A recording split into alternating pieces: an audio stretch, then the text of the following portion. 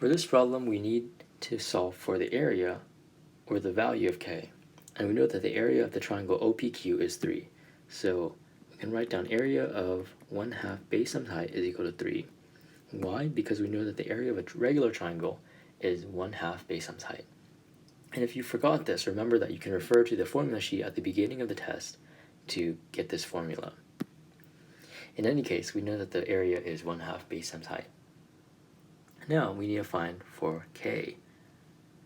So in order for us to solve for k, we can substitute all these values b and h with what we know from the coordinate values. So we know the base of this triangle is k plus 1, and we also know that the height of this triangle is k. So let's substitute the n. 1/2 times k plus 1 times k is equal to 3.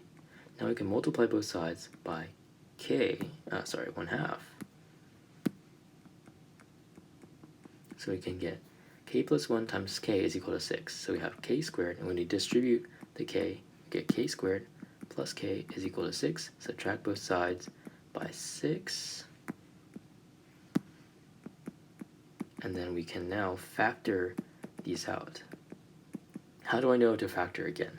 Well, I see a k squared, a k, and a constant, and then when I see those, remember those three values, the squared, the variable, and then the constant, that will give us a q when it's all equal to 0 that we know that it has to be, we can factor it out.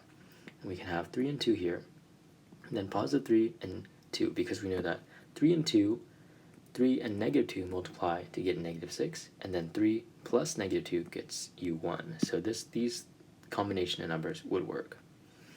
To find the value of k, now what we can do is find these two. So k, the solution of this would be negative k, negative 3, and positive 2.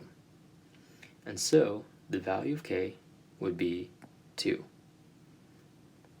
because we can see that there are either 3 and 2, and then obviously the negative one would not be able to exist in this situation, so therefore the only possible answer would be 2.